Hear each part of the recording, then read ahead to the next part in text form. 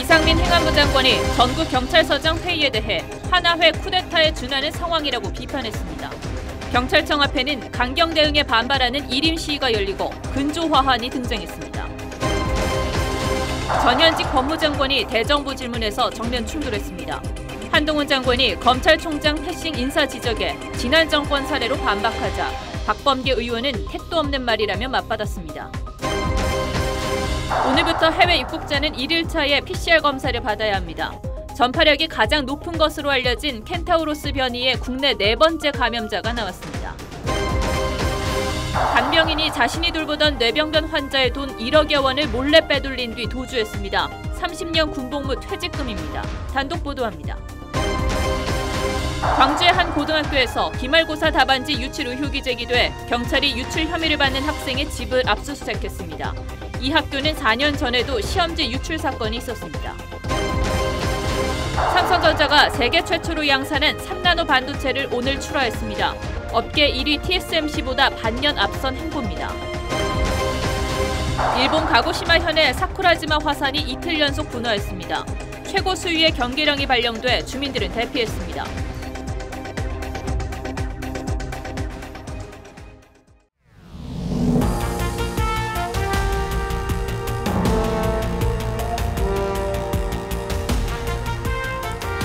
시청자 여러분 안녕하십니까? 뉴스9의 신동욱입니다. 행안부에 경찰국을 설치하는 문제에 대해서 경찰이 집단 반발에 나서면서 전국이 다시 소용돌이 속으로 들어가고 있습니다. 지난 주말 총경급 경찰 간부들이 긴급회의를 연결두고 행안부 장관이 쿠데타라고 격하게 비판했습니다. 이 한마디로 정부의 분위기가 얼마나 격앙돼 있는지는 잘 전달이 됐습니다. 모임을 주도한 경찰들에 대한 사상 초유의 무더기 징계 가능성도 있습니다. 하지만 해당 경찰들 역시 물러나지 않겠다는 입장을 분명히 하고 있고 야당까지 동조하고 있어서 이 문제가 급속히 정치적 쟁점으로 번질 가능성이 매우 높아졌습니다. 오늘 뉴스9은 그래서 이 문제를 먼저 집중적으로 살펴보겠습니다. 첫 보도는 윤서하 기자입니다. 이상민 행안부 장관이 출근길 긴급 기자회견을 열었습니다. 임의적으로 모여서 정부의 시책을 반대하는 것은 하나회가 12.12 쿠데타를 일으킨 것이 바로 이러한 시작에서 비롯된 것입니다. 무기를 가질 수 있는 경찰이 지도부 해산 명령을 어기고 모인 건 쿠데타에 준하는 상황이라고 일갈한 겁니다. 또한 언제든 강제력을 동원할 수 있는 지역 치안 책임자들이 위수 지역까지 이탈했다고 지적했습니다.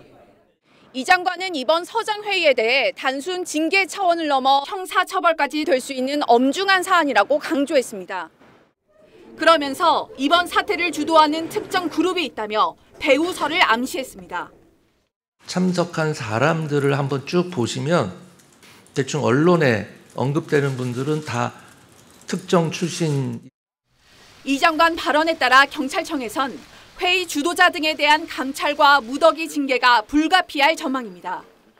참석한 분들의 정도에 따라 차이가 있을 거라고 보고요. 저희가 사실 확인 조사를 통해서 확인해 가면서 그에 응당한 조치가 가능할 것이라고 봅니다. 윤석열 대통령도 이번 사태와 관련해 경찰청과 행안부가 후속 조치를 할 것이라고 밝혔습니다. TV조선 윤서입니다. 모임을 주도한 경찰을 대기 발령한 것에 항의해 일선 경찰들 사이에서는 나도 대기 발령 내라는 목소리가 이어지고 있습니다. 경찰청 앞에선 1인 시위가 벌어졌고 공공장소에서의 홍보전도 시작됐습니다. 경찰 내부에선 전국 팀장급 회의를 열겠다는 움직임까지 나왔는데 문제는 이런 상황이 심각한 공권력 공백으로 이어질 수도 있다는 점입니다. 이어서 안윤경 기자가 보도합니다. 경찰청 앞에 근조화환 수십 개가 늘어섰습니다. 경찰국 설치를 골자로 한 행안부 경찰 개선안에 항의하는 경찰이 국민의 경찰은 죽었다며 보낸 겁니다.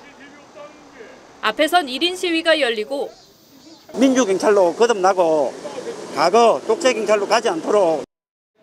서울역 등 전국 주요 KTX 역사에서는 대국민 홍보전에 나섰습니다.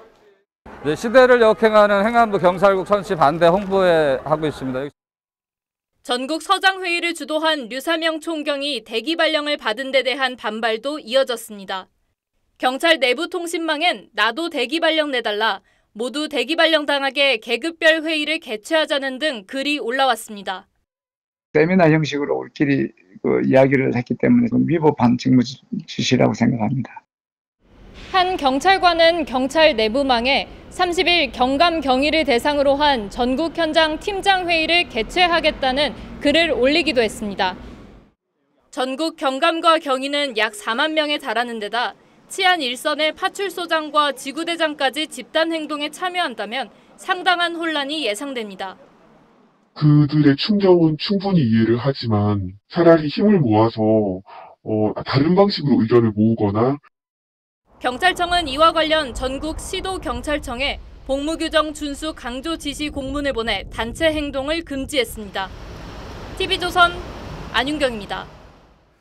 앞서 말씀드린 것처럼 이 문제의 뿌리는 검수완박으로 수사권의 대부분을 가지게 된 경찰을 어떻게 통제할 것인가에 있습니다.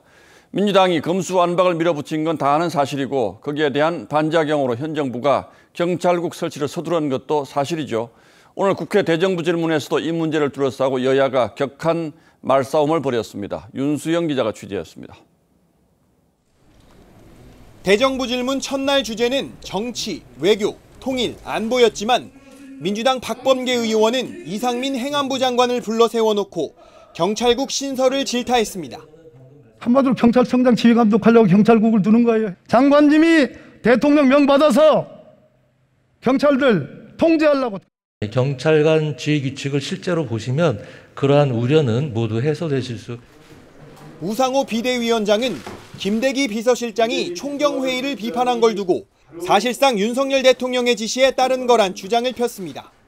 윤석열 대통령이 직접 올라탔다. 저는 이렇게 보고 있고요. 민주당은 당 차원의 경찰 장악 저지 대책단을 확대하고 이상민 장관과 윤익은 경찰청장 후보자를 상대로 모든 조치를 취하겠다고 압박했습니다. 윤 대통령과 이 장관의 탄핵을 거론하는 발언까지 나왔습니다. 대통령과 이상민 장관이 위헌 위법적 행위를 한 것이고 탄핵 사유에도 해당되는 겁니다. 하지만 여당은 지난 정부에서 권력의 지팡이 역할을 한 경찰이 집단 항명을 한 것은 경찰판 하나회라고 규정했습니다. 민생과 무관한 집단 행동을 하는 것은 직무유기이자 배부른 밥투정으로 보일 뿐입니다. 국민의힘 경찰 출신 의원 7명은 기자회견을 열고 청와대 통제나 지휘를 받으면 중립성과 독립성이 보장되고 행안부 장관이면 침해되는 것이냐며 경찰의 자제를 촉구했습니다. TV조선 윤수영입니다. 앞서 보셨듯 경찰국 설치 반대 의견을 모았던 사상 첫 전국 경찰서장 회의의 후폭풍이 거셉니다. 이 회의를 주도한 총경을 대기 발령한 경찰청의 인사 조치가 적절했는지를 두고도 여러 의견들이 나오고 있습니다. 오늘은 이 문제를 따져보겠습니다. 자, 최원희 기자, 당초 총경회의는 어떻게 해서 열리게 된 겁니까? 네, 검수완박으로 비대해지는 경찰 권한을 통제한다면서 행안부가 경찰국 신설을 발표했죠. 예. 경찰들 사이에선 군사정권 시절 치안본부 회귀라며 반대 목소리가 나왔던 상황에서 류삼영 울산 중부경찰서장이 경찰 내부망에 지난 18일 총경회의를 제안했습니다. 윤희근 경찰청장 후보자 등 수뇌부가 여러 차례 만류 메시지를 보냈지만 그제 현장 참석 50여 명을 포함해서 약 190명이 회의에 참석했습니다. 경찰청이 류 총경에게는 대기 발령 조치를 하고 또 참석 경찰들에 대해서는 감찰하겠다고 하는데 그 근거는 뭡니까?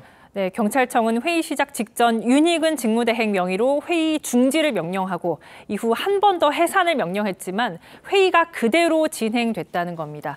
이를 두고 경찰지휘부는 국가공무원법 57조 복종 의무 위반이자 국가공무원 복무규정 3조 위반이라고 봤습니다. 특히 전국 경찰서장 회의라는 이 회의 명칭과 경찰국 신설 반대라는 이 회의 내용, 그리고 경찰 인재 개발원이라는 이 공적인 장소를 봤을 때 공무원의 집단 행동일 수 있다는 의견입니다. 예. 단순한 사적인 모임이다 이렇게 볼 수는 없고요. 판례를 분석해 보면 근무 시간 외에 했다고 해서 무조건 직무 관련성이 없다라고 보지는 않거든요. 자, 그런데 참석 경찰들은 아니다, 이거는 사적 모임이다 이렇게 주장을 하잖아요. 그렇게 주장하는 근거는 또 뭡니까? 네, 휴일에 사비를 댔고 또 관외 이탈 승인을 받고 회의를 열었기 때문에 직무 수행 중이 아니라는 점을 강조하고 있습니다. 게다가 경찰국 설치에 대해 의견을 모으는 건 표현의 자유고 올 4월 국회에서 검수완박법을 추진하자 검사장, 평검사, 부장검사가 각각 회의를 열었을 땐 가만히 있다가 총경회의만 문제 삼는 건 차별이라고 주장하고 있습니다. 이런 경우까지 집단 행동으로 규정하는 것은 법을 너무 확대 적용하는 거죠. 내부적인 의견 수렴을 하는 과정에 수뇌부가 허락한다는 것은 자기가 원하는 의견만 수렴하라는 이야기가 되지 않습니까?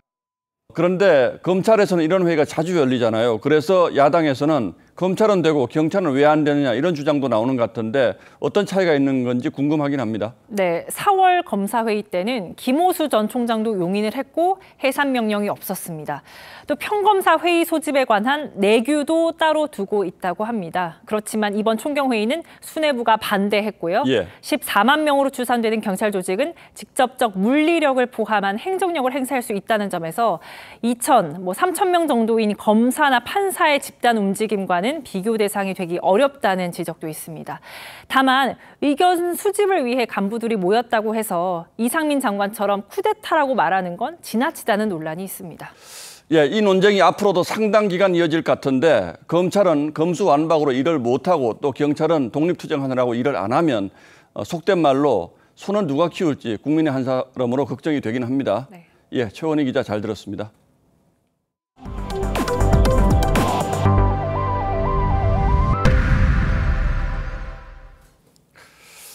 국회에서는 공수가 바뀐 즉 윤석열 정부 들어서 첫 대정부 질문이 시작됐습니다. 여당이 된 국민의힘은 문재인 정부 당시에 있었던 안보 관련 사건들을 집중적으로 파고들었고 주무부처 장관들도 한 목소리로 헌법 가치를 훼손한 사건이라고 입을 모았습니다. 노무현 정부의 마지막 국무총리였던 한덕수 총리는 14년여 만에 다시 대정부 질문에 출석했는데 욕먹을 각오로 개혁에 집중하겠다고 했습니다. 황선영 기자가 보도합니다. 권영세 통일부 장관은 지난 5년간 본인 의사에 반해 북송된 건 3년 전 북한 어민 2명뿐이라고 했습니다. 그러면서 범죄 혐의자라고 해서 북송한다는 건 삼청교육대식 발상이라고 비판했습니다. 총살하고 화형하고 이런 나라에는 그 누구라도 강제 송환하면 안 된다는 문명 국가가 아니라 또 다른 괴물 국가로 전체를 위해서 일부 개인의 그 인권을 희생해도 된다라는 부분은 그게 아주 전형적인 전체주의적인 사고방식이고 북한 어민 2명을 포승줄로 묶어 영장도 없이 강제로 이송한 건 불법이란 지적도 나왔습니다. 법이 지정하는 유치 장소가 아닌 곳으로 이동시키고 판문점에서 북송을 거절하는 탈북민을 강제로 밀어넘겼습니다. 그리고 북송을 한다는 목적으로 의사에 반해서 유형력을 행사할 법적 근거는 제가 알기로는 없습니다. 대통령실 관계자는 이 사건과 관련해 인수인계도 못 받았고 놀라울 정도로 자료가 없다며 검찰 수사를 지켜보겠다고 밝혔습니다. 대정부 질문에 14년 만에 다시 선 한덕수 총리는 욕먹을 각오로 개혁에 나서겠다고 다짐했습니다. 정말 욕을 먹고 인기가 없는 그러한 국무총리와 당뇨가 될 각오가 돼 있습니다. 야당이 제기한 사적 채용 논란에 대해선 큰 문제가 없다면 검증 과정을 거쳐 임명된다고 답했습니다. TV조선 황선영입니다. 5년 만에 공수가 바뀐 대정부 질문에선 전현직 법무장관의 맞대결에서도 불꽃이 튀었습니다. 전직 법무장관이 곧바로 법사위로 가는 게 적절한 것인지 논란이 있었지만 박범계 전 장관은 한동훈 장관을 불러내서 강하게 압박했습니다. 하지만 한 장관도 지지 않고 팽팽한 기싸움을 벌였습니다. 어떤 상황이 벌어졌는지 김보건 기자가 취재했습니다. 민주당 박범계 의원은 공직자 인사검증을 담당하는 법무부 장관 직속 인사정보관리단을 문제 삼았지만 한동훈 장관의 답변은 거침이 없었습니다. 한동훈 장관 내 마음에 들면 검증 안 하고 내 마음에 안 들면 검증하는 거예요? 제가 이 일을 하는 것이 잘못이라면 과거 정부에서 민정수석실에서 했던 인사검증 업무는 모두 위법입니다. 언성을 높이던 박 의원은 결국 한 장관을 자리로 돌려보냈습니다. 왕 중에 왕, 1인 지배 시대. 그걸 한동훈 장관이 지금 하고 있는 거예요. 전혀 그렇지 않습니다. 아니면 답니까? 아니라 하면 다예요. 그동안에 밀실에서 진행되던 인사검증 업무를 부처의 통상 업무로 전환한 것입니다. 저는 이것이 투명성과 객관성을 높이는 진일보라고 생각합니다. 잠깐 들어가겠습니다. 한 장관을 다시 불러낸 박 의원은 이번엔 검찰총장 패싱 인사를 추궁했습니다. 대검검사급, 고검검사급, 평검사 전부 다 한동훈 장관이 다 해버렸습니다. 이런 전례가 있어요? 하지만 한 장관이 문재인 정권 시절 총장 패싱 인사를 지적하자 회의장에선 웃음이 터져나왔고 의원님께 장관이실 때 검찰총장을 완전히 패싱하시고 인사를 하신 것으로 백도 없는 말 하지 마십시오. 실제 사례까지 들며 반박하자 박 의원은 한동안 말을 잇지 못했습니다. 검찰총장 없이 인사한 전례는 당연히 있습니다. 과거에 지난 정권하에서 윤석열 당시 중앙지검장이 임명될 당시에 검찰총장은 없었습니다. 박 의원은 이재명 의원에 대한 경찰의 과잉 수사 주장으로 화제를 돌렸지만 한 장관은 문재인 정부 법무장관의 수사 지휘권 남용을 에둘러 지적했고 과잉 수사 아니에요? 저는 의원님과 달리 구체적 사안에 대해서 개입하지 않겠다고 이미 말씀드렸습니다. 박 의원은 다시 한 장관을 자리로 돌려보냈습니다. 들어가시고요. 네. 행안부 장관님 한 번 더 나오셔야 되겠습니다. TV조선 김보건입니다. 예, 얼마 전까지 법무장관을 지냈던 박범계 의원이 이렇게 곧바로 법사위로 배정된 걸 두고는 논란이 적지 않습니다. 자기가 맡았던 부처를 감사한다는 게 객관적일 수도 없고 정치 도의적으로도 말이 안 되는 것 같은데 어쨌든 민주당은 밀어붙였습니다. 박범계 의원도 조금은 미안한 생각이 든다고 고백했습니다. 보도에 이태희 기자입니다.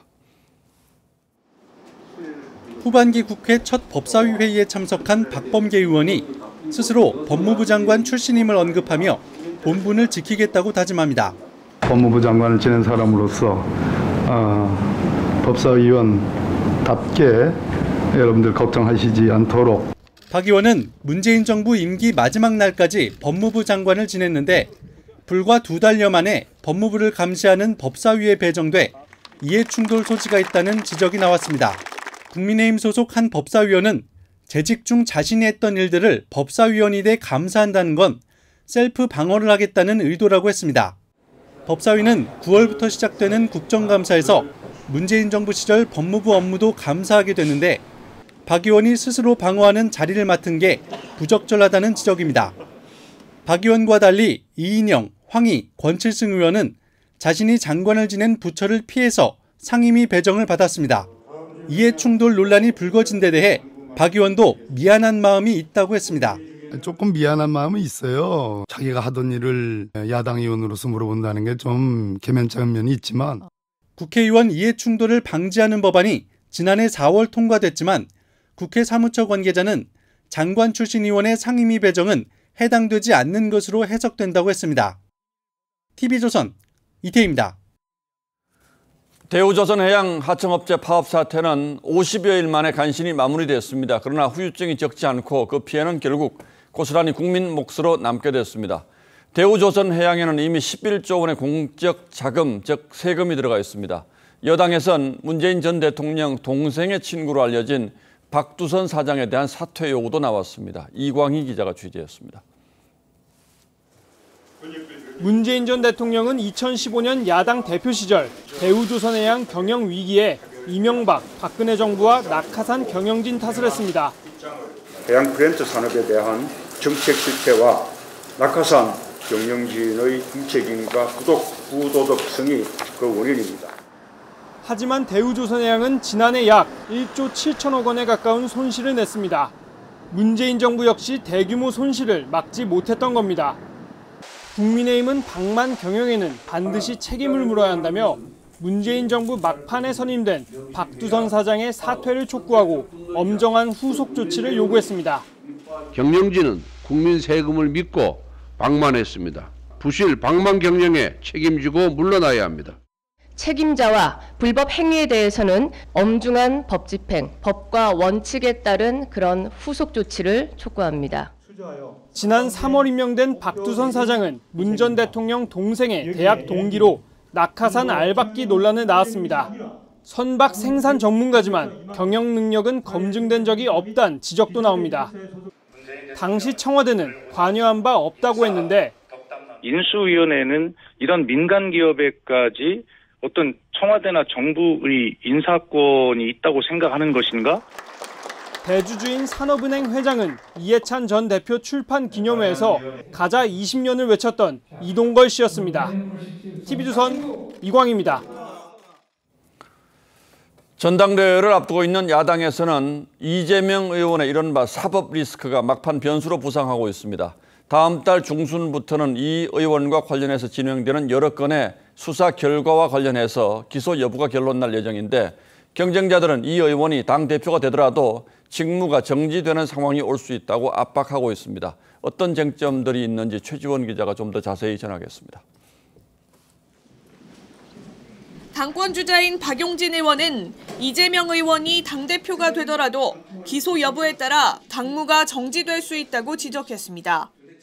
본인에게 탈당을 권유하기도 있고 당무 정지하는 그런 조작도 있고 그러니까 정치적 판단, 당원 당규상의 판단 이런 것들이 다 있어요. 민주당 당원 80조 1항은 뇌물 등 부정부패 혐의로 기소되면 당 직무를 정지하도록 돼 있는데 각종 의혹으로 수사를 받고 있는 이 의원이 기소될 경우 당 대표직이 박탈될 수 있다는 겁니다. 내달 중순 경찰의 법인카드 유용 의혹 수사 결과 발표를 시작으로 대장동과 백현동 개발 특혜 의혹, 성남FC 후원금 의혹 등 이 의원 관련 수사는 전당대회 직후인 9월쯤 줄줄이 결론 날 예정입니다. 경쟁 후보 측에선 법인카드 의혹이 기소 의견으로 송치만 되더라도 이준석 대표처럼 품위유지 의무 위반 등으로 후보직 사퇴를 요구해야 한다는 주장도 나옵니다. 하지만 이 의원이 당을 장악한 뒤 당원 80조 3항을 들어 정치 보복을 주장할 경우 징계로 이어지기는 어려울 거란 분석도 많습니다. 일명 개딸들은 사법 리스크를 비판하는 의원들을 해당 행위자라며 윤리위 제소 서명 운동을 벌이고 있습니다. 얼마든지 제소하라고 그러세요. 있는 사실을 얘기했는데 사실 자체 얘기를 못하게 한다면 이게 민주정당이냐. TV조선 최지원입니다. 네, 여름 휴가철이 본격 시작되면서 공항은 해외로 떠나려는 사람들로 북적이기 시작했습니다. 코로나 재유행도 맞물리면서 공항 내 검사소는 바빠졌다고 합니다. 인천공항에 나가 있는 취재기자 연결해 보겠습니다. 자, 성민혁 기자. 네, 인천국제공항에 나와 있습니다. 네, 석 기자가 오늘 하루 공항에 있었을 텐데 전반적인 분위기는 어땠습니까? 네, 지금은 밤 9시가 넘으면서 다소 한산해졌지만 오후 시간까지만 해도 입출국장은 이용객들로 크게 붐볐습니다. 최근 인천공항 하루 이용객은 코로나 사태 이후 처음으로 6만 명을 넘었습니다. 모처럼의 해외 나들이에 여행객들은 만족했습니다. 한국이랑 다르게 완화된 해외에 마스크 벗고 생활하는 모습도 되게 좋았고 그냥 가족들 오랜만에 봐서 너무 행복했어요. 반면 신종 변이와 원숭이 두창의 확산에 여행을 포기한 경우도 속출합니다. 8월 초에 사이판에 가려고 예약을 진행하다가 결국에는 포기하게 됐습니다. 그럼에도 공항 측은 최대 성수기인 지난 20일부터 다음 달 10일까지 170만 명 이상이 해외를 다녀올 것으로 보고 있습니다. 오늘부터 방역도 강화가 됐죠. 해외에서 들어올 때 PCR 검사를 바로 받아야 합니까? 네, PCR 검사는 입국 다음 날 자정까지 받아야 합니다. 동네 보건소나 이곳 공항에서도 받을 수 있는데요. 공항 측은 검사 수요가 늘 것에 대비해 최근 검사소를 늘렸습니다. 단 이곳 공항의 PCR 검사는 보건소와 달리 유료라 주로 단기 체류 외국인들의 발길이 이어졌습니다. 공항 외의 요양병원도 고위험군 보호를 위해 오늘부터 접촉 면회가 중단됐습니다. 인천공항에서 TV조선 성민혁입니다.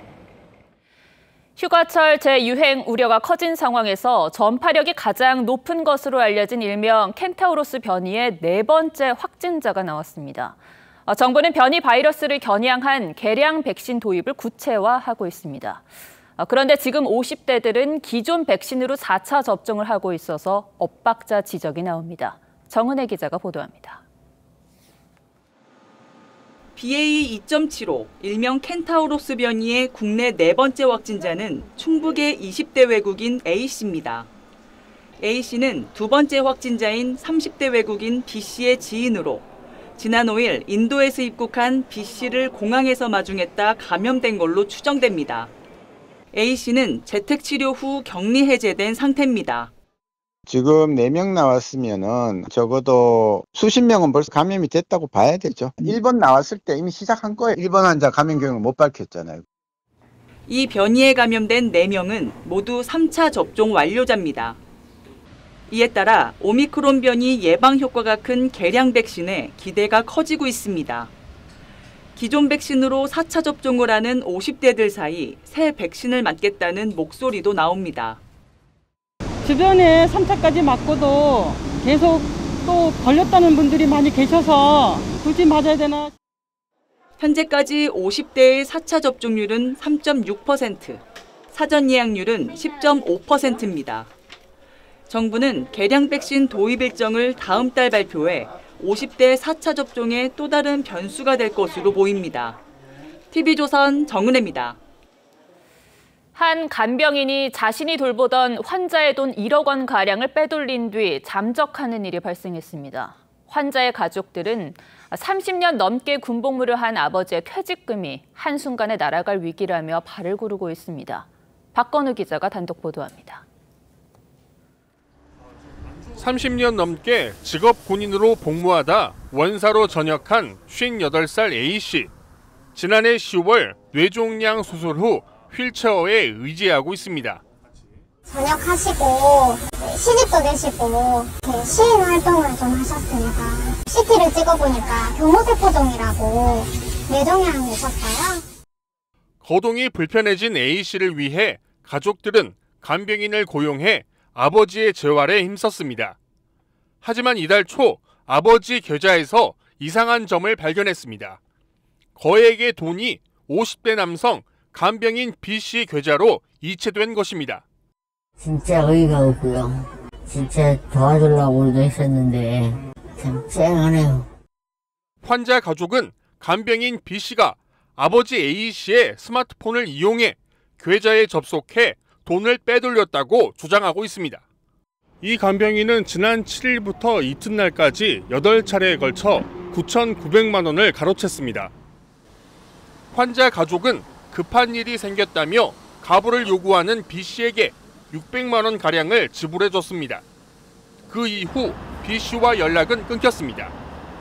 B씨는 경찰 조사도 차일피일 미루고 있습니다. 한 차례 나오라 했더니 그 일정을 연기하고 또 지금 현재 2번째까지 연기를 하고 있는 상태예요. 경찰은 간병인 B씨가 또 출석 요구에 불응하면 강제 수사로 전환해 피해 금액 변제에 주력하겠다고 밝혔습니다. TV조선 박건우입니다. 경기도 의정부에서 일가족 3명이 숨진 채 발견됐습니다. 사건 현장에는 경제적 어려움을 호소하는 메모가 남아 있었습니다. 지난 주말에도 가족이 함께 숨을 거두는 등 안타까운 소식이 이어지고 있어서 가슴이 먹먹합니다. 배상윤 기자입니다. 오늘 새벽 경기도 의정부의 한 주택가, 경찰차와 구급차가 잇따라 출동합니다. 오늘 새벽 1시 반쯤 40대 부부와 6살 아들 등 일가족 3명이 숨진 채 발견됐습니다. 그분이 신고를 해서 소방하고 경찰이 현장 대응을 했는데 문이 잠겨 있어서 강제 개방을 하고 들어가니까 집안에서는 먼저 세상을 떠나서 미안하다는 내용이 담긴 유서가 발견됐습니다. 경찰은 숨진 40대 남편이 최근 빚이 많이 늘어 힘들어했던 것으로 파악하고 있습니다. 경제적인 건 좀 많이 힘들었다고 들었어요. 돈벌이가 많이 안 돼서 대리운전을 좀 많이 하셨었어요. 2년 정도 된 것 같아요. 앞서 어제 새벽 1시 20분쯤에는 세종의 한 아파트에서 30대와 40대 자매와 자녀 등 4명이 숨진 채 발견됐습니다. 자매는 다른 가족 없이 초등학생 자녀 2명과 함께 살았던 것으로 파악됐습니다. 경찰은 사건 현장에서 자매들이 자신들의 처지를 비관하는 내용의 유서를 발견하고 정확한 사망 원인을 조사하고 있습니다. TV조선 배상윤입니다. 4년 전 시험지 유출 사건이 있었던 광주의 한 고등학교에서 이번에는 기말고사 답안지 유출 의혹이 제기돼 경찰이 수사에 나섰습니다. 답안지가 적힌 쪽지를 버렸다는 의혹을 받는 학생을 경찰은 오늘 입건하고 집을 압수수색했습니다. 김다로 기자입니다. 광주광역시의 한 사립고등학교입니다. 지난 11일부터 13일까지 치러진 2학년 1학기 기말고사에서 4과목 시험 문제에 답안지가 유출됐다는 의혹이 학생들 사이에서 제기됐습니다. 쪽지를 줘가지고 답안지 찢어진 것을 맞춰보니 이런 의혹이 제기된다라고. 의혹이 제기된 이 학생은 지구과학과 수학 2에서 100점을, 한국사 93점, 생명과학은 86점을 받았습니다. 생명과학은 출제 오류로 인해 4개 문항이 수정되며 정답이 정정됐는데 이 학생은 수정되기 전 정답을 그대로 적어냈습니다. 그 학생이 만약 수정이 안 된다고 했으면 생명과학 4개 맞으면 100점이 됐습니까? 지금 현재 정황상으로는 그럴 것 같습니다. 경찰은 의혹이 제기된 학생을 업무방해 혐의로 입건하고 집을 압수수색했습니다. 의심은 상당히 가기 때문에요. 공범이 있는지, 유출이 어떻게 됐는지, 교사와 연관성 없는지 지금 확인을 하고. 해당 학교는 지난 2018년에도 시험 문제가 유출돼 당시 행정실장과 학부모가 각각 징역 1년 6개월을 선고받기도 했습니다. TV조선 김다로입니다. 접이식 유모차에 2살배기 아기 손가락이 끼어 일부가 절단되는 사고가 발생했습니다. 다친 아이의 부모 측은 제조사에 손해배상을 요구했지만 제조사 측은 안전 적합 판정을 받았기 때문에 치료비만 지급하겠다는 입장입니다. 박한솔 기자가 양측의 입장을 취재했습니다. 3개월 전 14개월이던 A양은 유모차를 타다 생각지 않은 사고를 당했습니다. 접이식 유모차 접합 부분에 손가락이 끼어 끝부분이 절단된 겁니다. 이게 이렇게 잘린 상태에서 뼈가 그대로 노출돼서 보일 정도로. 사고가 난 것과 같은 모델의 유모차입니다. 다친 아동의 부모는 접혔을 땐 있다가 펴지면 사라지는 이 구멍에 아이 손가락이 들어가 사고가 났다고 말했습니다. 유모차가 펴진 걸 확인한 뒤 아이를 태웠지만 갑자기 유모차가 접혔고 이를 다시 펴는 과정에서 손이 끼었다는 겁니다. 바로 봉합수술을 받았지만 정상으로 성장할지는 장담할 수 없는 상황.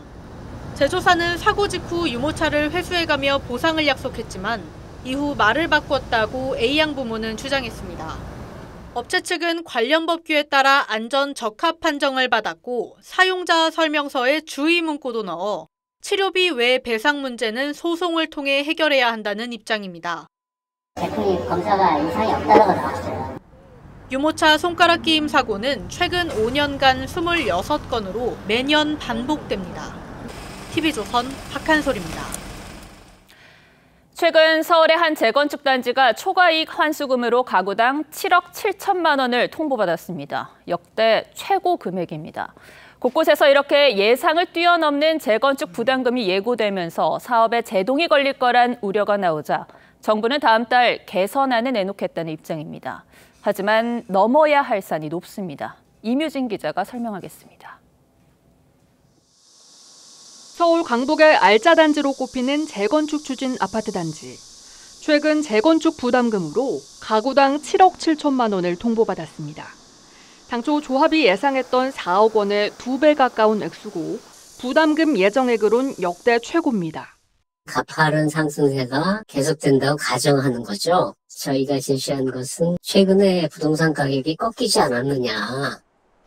2018년 부활한 재건축 초과이익 환수제는 재건축으로 얻은 이익의 일부를 부담금으로 환수하는 제도인데 최근 집값이 급등하면서 수억 원대 부담금이 속속 예고되는 겁니다. 사업성이 떨어진다는 조합들의 반발에 재건축 부담금 해지하라! 해지하라! 해지하라! 주택 공급에 차질을 빚을 거란 우려도 잇따랐습니다. 정부는 다음 달 재건축 초과이익 환수제 개선안 발표를 예고한 상황. 업계에서는 초과이익 산정 시점을 미루고 면제 기준액을 올릴 거란 관측이 나옵니다. 정비 사업이 빠질 수가 없고 개선 방향은 조합원들이 내야 하는 제초한 금액을 낮춰주는 식으로 갈 수밖에 없습니다. 하지만 대부분 법 개정 사안이어서 여소야대 상황에서 규제 완화에 반대하는 야당 동의를 얻어낼진 미지수란 분석입니다. TV조선 임유진입니다. 안 그래도 물가가 치솟고 있는데 날씨까지 도와주지 않고 있습니다. 평년보다 일찍 찾아온 무더위에 채소들의 생육이 나빠져 배추와 상추 가격이 줄줄이 폭등하고 있습니다. 다음 달에는 더 오를 거라고 합니다. 김충년 기자가 취재했습니다. 채소를 들었던 소비자가 가격을 확인하곤 다시 내려놓습니다. 부담스러운 가격에 선뜻 카트에 담질 못합니다. 뭐도 비싸고 안 비싼 거 있어. 다 비싸지. 다 비싸니까 그냥 체념하고 오면은 비싸려니 하고 사요. 오늘 기준 배추 한 포기 평균가는 7,189원입니다. 1년 전보다 2배 이상 올랐습니다. 무값은 62.6% 뛰었고 적상추는 40.7% 올랐습니다. 평년보다 일찍 시작된 더위에 채소 작황이 나빴기 때문입니다. 가격을 보면서 봤다 들었다 그런 경우가 되게 많이 있거든요. 심각한 우리나라 현상이죠. 조치를 취해줘야 될 것 같은데요. 문제는 다음 달에 더 오른다는 겁니다. 농촌경제연구원은 다음 달 배추 출하량이 평년보다 7% 줄어들 것으로 예측했습니다. 올 7월 초 기온이 평년보다 4도 이상 오르면서 흐물흐물해지며 썩는 배추가 많았기 때문입니다. 8월에 출하되는 여름무도 상황이 좋지 않습니다. 여름무 생육 초기인 6월 말 집중호우를 겪어섭니다. 정부는 지난주 채소 가격 안정을 위해 농가 지원을 늘리겠다고 발표했지만 당장 채소값을 잡기는 역부족입니다. TV조선 김충영입니다. 오늘 하루를 달군 뉴스죠. 피겨 여왕 김연아 씨가 파페라 가수 고우름 씨와의 결혼 소식을 알렸습니다. 아이스쇼에서 만난 두 사람은 3년 교제 끝에 결실을 맺게 됐습니다. 최윤정 기자입니다. 피겨 퀸 김연아가 오는 10월 가수 고우림 씨와 100년 가약을 맺습니다.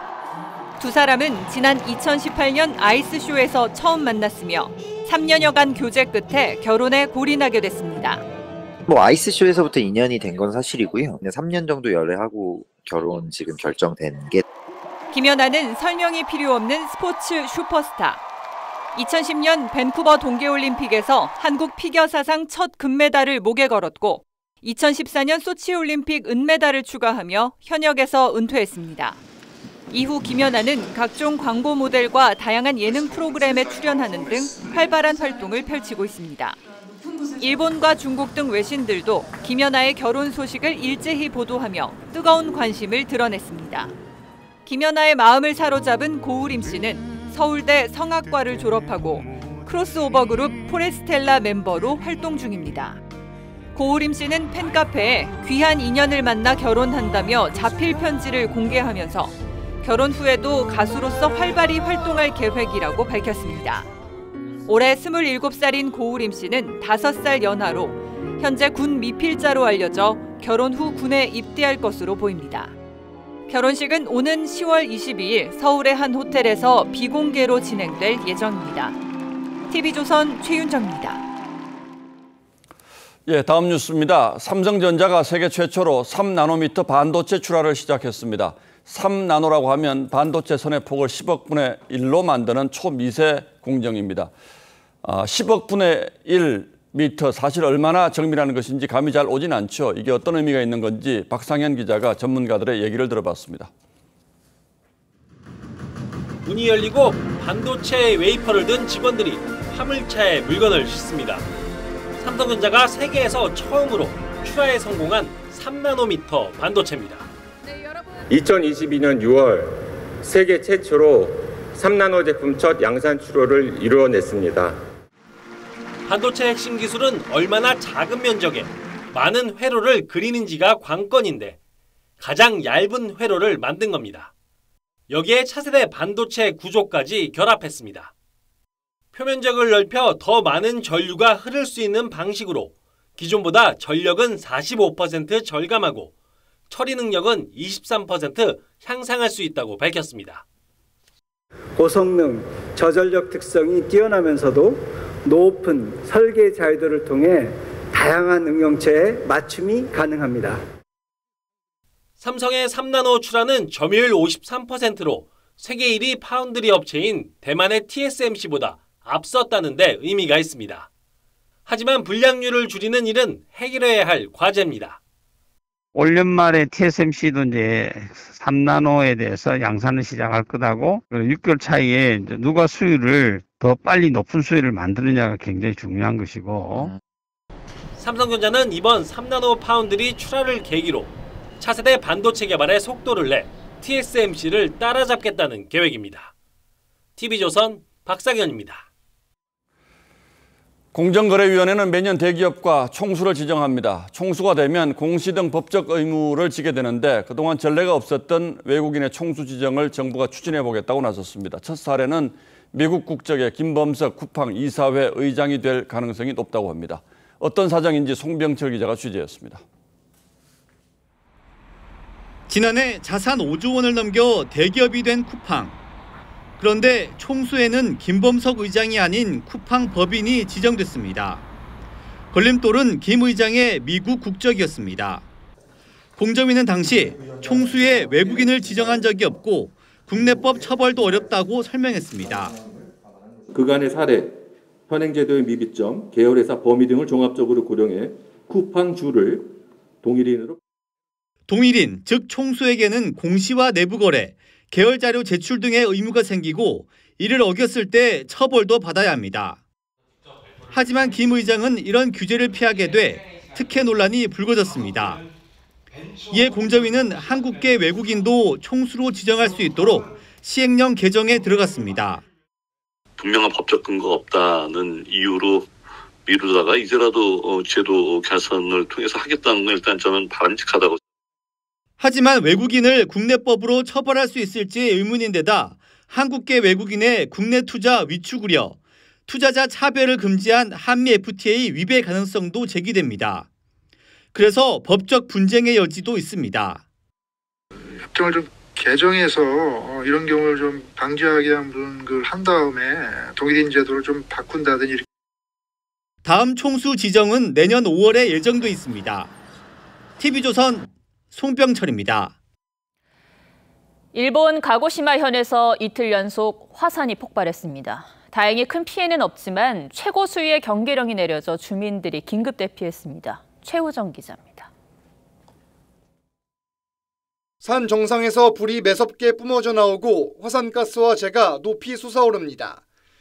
굳은 용암과 암석 파편은 2.5km 떨어진 곳까지 날아갔습니다. 어제 저녁 8시쯤 사쿠라지마 화산이 분화를 시작해 주민들은 급히 대피했습니다. 怖かったですね。暗くて何も見えませんでしたし、だから怖かったです。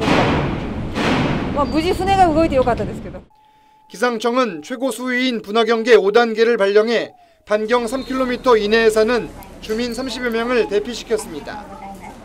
5단계 발령은 2007년 경계 수준을 정한 뒤 두 번째입니다. 아직까지 인명 피해는 없지만 유치원과 학원은 휴원에 들어갔습니다. 被害が及ぶ恐れは少ないんじゃないかと。そうですね。それ以外の地域の市民の皆様には落ち着いて日常生活を送っていただきたいと考えております。 사쿠라지마는 일본의 대표적인 활화산 가운데 하나입니다. 지난주엔 프로축구 경기 도중 화산재가 치솟는 모습이 목격되기도 했습니다. 전문가들은 이번 분화가 대규모 폭발로 이어지진 않을 걸로 내다봤습니다. TV조선 최우정입니다. 남부 유럽이 산불로 몸살을 앓고 있습니다. 폭염에 가뭄, 강풍까지 겹쳐 무섭게 번지고 있습니다. 미국은 동부 지역의 기온이 90년 만에 최고를 기록하면서 국가 기후 비상사태 선포도 검토하고 있습니다. 이유진 기자가 보도합니다. 시뻘건 불길이 강풍을 타고 삽시간에 번집니다. 산불이 호텔과 주택가까지 덮치면서 관광객과 주민 수백 명이 대피했습니다.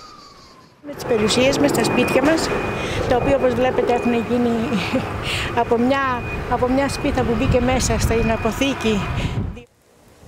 그리스는 동서남북 4곳에서 대규모 산불이 동시다발적으로 발생했습니다. 40도를 웃도는 고온과 건조한 날씨에 강풍까지 삼중고에 불길이 잡히지 않습니다. 이탈리아 산불은 국경을 넘어 슬로베니아로 번졌고 스페인 북동부 지역은 잿더미로 변했습니다. Ya ha ardido todo. ¿Qué más va a arder? A ver, ¿qué más quieres que arda? 미국 동부는 역대급 불볕더위로 보스턴은 90년 만에 최고 기온을 찍었습니다. Boston's record 98, it goes back to 1933. 산불로 6천 명이 대피한 서부 요세미티 주변은 다음 주 폭염이 예고됐습니다. 존 케리 기후특사는 바이든 대통령이 국가 기후 비상사태 선포도 고려하고 있다고 전했습니다. TV조선 이유진입니다. 대중에게는 가수 솔비로 더 잘 알려진 권지한 씨가 붓을 잡고 그림을 그린 지 10년이 됐습니다. 악플로 상처를 받을 때나 삶의 고비 때마다 미술에서 답을 찾았다고 하는데요. 이루라 기자가 만나봤습니다. 사이버 폭력의 기발함과 재치 있는 해석으로 해외 유수기관의 호평을 받고 돌아온 작가 권지한. 첫 개인전을 연 지 벌써 10년이나 됐지만 아이돌 출신 작가에 대한 부정적 꼬리표는 여전합니다. 너 솔비니까 너 그림을 그릴 수 있냐? 기본기는 있냐? 근데 또 갑자기 넌 솔비니까 작품을 비싸게 팔 수 있는 거야. 2017년 지상파 음악방송에서 물감을 몸에 붓고 사이버 폭력에 대응하는 파격 퍼포먼스를 벌인 뒤 광고, 협찬이 끊긴 적도 있지만 오히려 그 무대가 인생의 전환점이 됐다고 말합니다. 대중들이 원하는 그 모습만을 보여드려야 되는 그런 일을 했었는데 그때 이후로 주체자가 저 자신이 된 것 같아서. 심리치료의 일환으로 시작했던 미술. 남들과 섞이지 못하고 나만 다르다는 불안감이 오히려 캠퍼스에서는 장점이 됐습니다.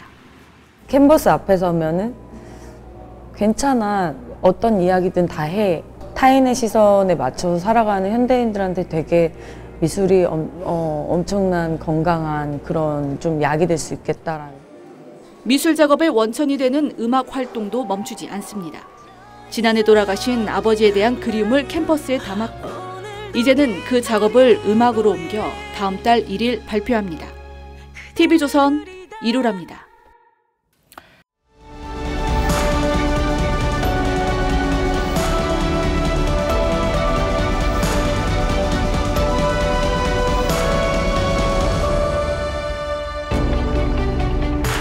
(1960년대) 어느 날 김수영 시인이 설렁탕집에서 50원 하는 갈비탕을 시킵니다. 그런데 기름덩어리만 나왔다고 옹졸하게 분노하고 주인한테 옹졸하게 욕을 합니다.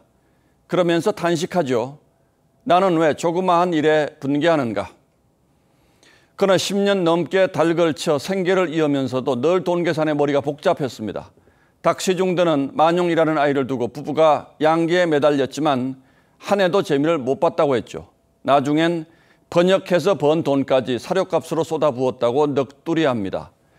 모이 한 가마니에 430환이니 한 달에 12, 13만 환이 들어가고 만용이의 학비를 빼면 아무것도 남는 게 없다. 예나 지금이나 양계 농가는 울상이고 배 두드리는 데는 따로 있는 모양입니다. 요즘 닭 공급회사로부터 병아리를 받아서 한 달 남짓 키워서 납품하고 받는 사육비가 1kg에 120원이라고 합니다. 벌써 10년 넘게 그 값에 묶여 있어서 육계 농가들의 한숨이 깊을 수밖에 없죠. 그런데 국민 간식이라는 치킨값은 하늘로 향하고 있습니다.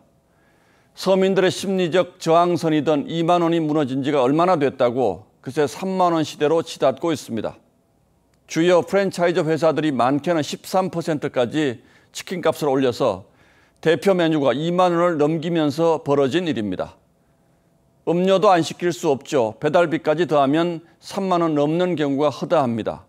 얼마 전 대표적인 프랜차이즈 회장이 3만 원은 받아야 한다고 해서 그럴 리가 했는데 그 말이 허언이 아니었습니다.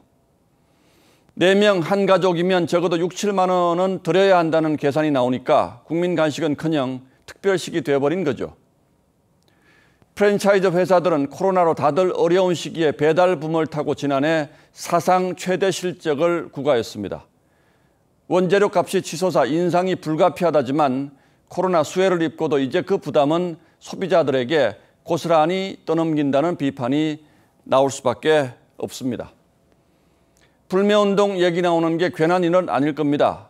그렇다고 가맹점들도 큰 재미를 보는 것도 아닌 듯합니다.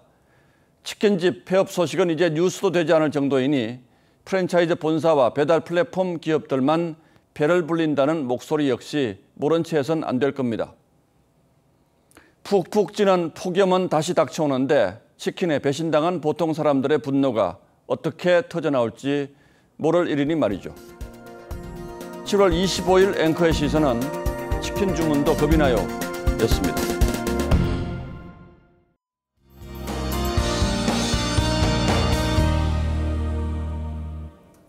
장마가 끝나자마자 본격적인 무더위가 시작됐습니다. 내일은 중복이기도 한데요. 대부분 지역에 폭염특보가 내려진 가운데 경북 지역은 폭염경보로 강화됐습니다. 이번 주는 계속해서 열기가 더해가면서 특보는 더 확대되고 강화될 수 있겠습니다. 서울은 33도 안팎을 유지하겠고요. 밤에는 열대야가 기승을 부리겠습니다. 소나기도 자주 내리겠습니다. 내일은 내륙 곳곳에 예상되는데요. 특히 전북 지역은 60mm가 넘을 것으로 보여서 주의하셔야겠습니다. 내일 낮 최고 기온은 대구가 34도, 전주와 광주는 33도까지 치솟겠고요. 중부 지역은 서울이 33도, 청주와 대전이 34도까지 오르겠습니다. 더위 대비 잘하셔야겠습니다. 날씨였습니다. 예, 7월 25일 월요일 뉴스9는 여기서 모두 마치겠습니다. 시청해주셔서 고맙습니다.